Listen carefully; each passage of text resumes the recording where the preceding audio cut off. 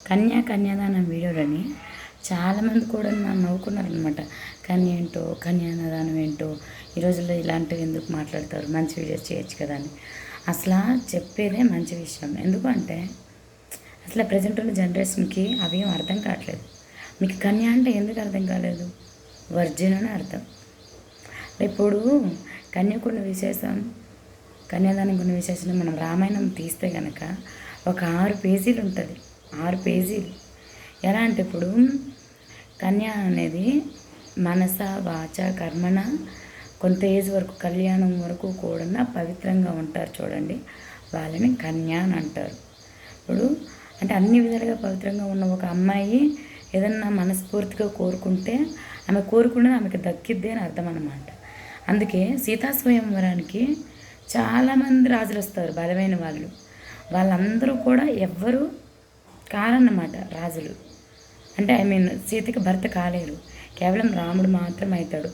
అక్కడ రాముడు బలాబలాలను గుర్తించడం ఎంత ముఖ్యమో, ఇంకొక మెయిన్ పాయింట్ ఏంటంటే తనంత పవిత్రంగా ఉంది కాబట్టి తన మనసులో ముందే కోరుకుంటుంది. రాముడిని చూడగానే ఇతను నా భర్త అయితే బాగున్నాను ముందుగానే కోరుకుంటుంది. తన కోరిక మేరకే అతనే ఆ విల్లుని వంచగలుగుతాడు, అతనే సీత చేయి పట్టగలుగుతాడు. ఆ తర్వాత కూడా మనం చూస్తే జనక మహారాజు సీతాదేవిని అప్పగించి మీకేం కావాలి అంటే కట్న కానుకలు ఇస్తాం కదా, ఆ కట్న కానుకలు మీకేం కావాలని అడిగితే నా కొడుకు మొత్తం శూన్యం. ఎందుకంటే పూజ చేస్తాడు అంతే, కానీ చేసిన పూజకి ప్రతిఫలం రావాలన్నా, ఏదన్నా వ్రతాలు చేయాలన్నా, మనం చేసిన దానాలు చల్లాలన్నా, యజ్ఞాలు చేయాలన్నా, హోమాలు చేయాలన్నా పక్కన ఒక స్త్రీ ఉండాలి. అలాంటిది నా కొడుకు ఇప్పుడు 0 కదా. నీ కూతురిని ఎప్పుడైతే ఇచ్చావో నా కొడుకు వాటన్నిటికీ అర్హుడు అన్నమాట. అంతటి విలువైన నీ బిడ్డని కని పెంచి ఇన్ని ఏళ్ళు పద్ధతులన్నీ నేర్పించి నాకు ఒక బహుమతిని ఇస్తున్నావు. అది నీ రుణం నేను ఎప్పటికీ తీర్చుకోలేనని జనక మహారాజు అంటాడన్నమాట. దశరథుడు అంటాడన్నమాట. నీకేం కావాలో చెప్పు, ఏం కావాలన్నా నేనే ఇస్తాను, నా రాజ్యం కావాలన్నా నేనే ఇస్తా అని చెప్పి సీతని ఇచ్చినందుకు అందుకు ప్రతిఫలంగా దశరథుడే జనక మహారాజుకి ఇస్తానని అడుగుతాడంట. అంటే కన్యాదానం అనేది అంత విలువైన బహుమతి అన్నమాట. ఎవరికి ఇచ్చిన అన్ని దానాల కల్లా విలువైనది కన్యాదానం. ఎందుకంటే మనం ఒక చిన్న మొక్కనే నాటి పెంచుకుంటే ఒక 1 or 2 years పెంచిన తర్వాత అది ఎవరికి ఇవ్వలేము. చక్కగా పువ్వులు పోస్తే పువ్వుల మొక్క అయితే, మామిడి మొక్క, ఇంకేదైనా పండ్ల మొక్క అయితే పండ్లు కాస్తూ ఉంటుంది, అది తింటూ ఉంటాం, దాన్ని ఎవరికి ఇవ్వలేము. అలాంటిది 9 నెలలు మోసి కని పెంచి వాళ్ళకి పద్ధతులన్నీ నేర్పించి, అలవాట్లు నేర్పించి, నడత నేర్పించి, మాట నేర్పించి అన్నీ చేసి ఒక స్టేజ్కి తీసుకొచ్చిన తర్వాత ఆ అమ్మాయిని ముఖం తెలియని ఒక అబ్బాయి చేతిలో పెట్టి ఆ ఇంటి పరిస్థితులు ఎలా ఉంటాయో ఏంటో తెలియకుండా ఆ ఇంట్లో పెట్టి ధైర్యంగా వచ్చేస్తారు. ఎందుకంటే ఆ కన్యను దానం ఇస్తున్నారు. అంత గొప్పది ఇది కన్యాదానం అన్నమాట. అంటే మనం ఒక ఆడదానికి అంత విలువ ఉంది. అలాంటిది ఆడది ఆట బొమ్మ అయిపోయింది. ఒకప్పుడు మా స్టేజ్లో ఎలా ఉండేదని అంటే మేము అసలు ఎవరితో మాట్లాడకపోయేవాళ్ళం. అంత మాకు టైం దొరికేది కదా. మెయిన్ అమ్మ నాన్నకి సాయం చేయాలి, చదువుకోవాలి, ఇట్లా ఒక మంచి మార్గంలోకి వెళ్ళిపోతుండే వాళ్ళం అన్నమాట మాకు తెలియకుండానే. ఎందుకంటే మా అమ్మ నాన్న అట్లా చెప్తూ పెంచుతూ వచ్చారు. కానీ ఇప్పుడు అవేం లేదు. బిజీ షెడ్యూల్ అంతా. మమ్మీ డాడీ ఇద్దరు డ్యూటీలకు వెళ్ళడం, పిల్లలకి ఏం కష్టం రాకూడదు, వాళ్ళకి ఇంట్లో పని తెలియకూడదు అని చెప్పి అపురూపంగా పెంచుతున్నారు. అది ఎంతవరకు కరెక్ట్ అసలు? ఇప్పుడు వాళ్ళ పని వాళ్ళకి చేసుకోవడం కూడా చేత కావట్లా.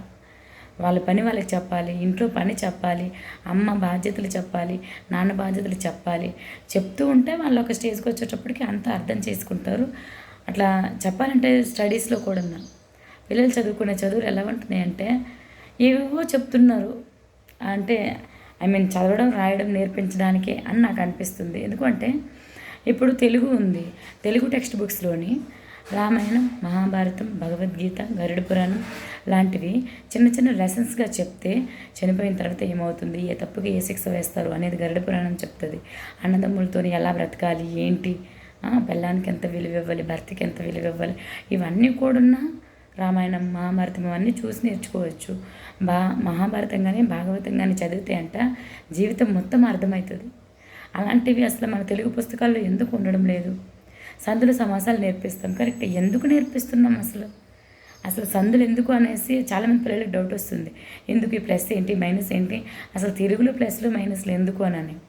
దేవ ప్లస్ ఇంద్రుడు దేవేంద్రుడు అని చెప్పేటప్పుడు వాళ్ళకి అర్థంగా ఇంద్రుడు అంటే సరిపోతుంది కదా, ఇంకా దేవేంద్రుడు ఏంటి ఇంద్రుడు ఏంటి అని డౌట్ అనమాట. అసలు ఎందుకు అంటే దేవతలకు అధిపతి కాబట్టి దేవేంద్రుడు, యాక్చువల్గా అతని పేరు ఇంద్రుడు. అది అలా చెప్పడం కోసమే సంధి విడదీశారు అక్కడ. దేవ ప్లస్ ఇంద్రుడు దేవేంద్రుడు. పరమేశ్వరుడు ఎవరు, ఈశ్వరుడు ఎవరు? పరమ ప్లస్ ఈశ్వరుడు పరమేశ్వరుడు.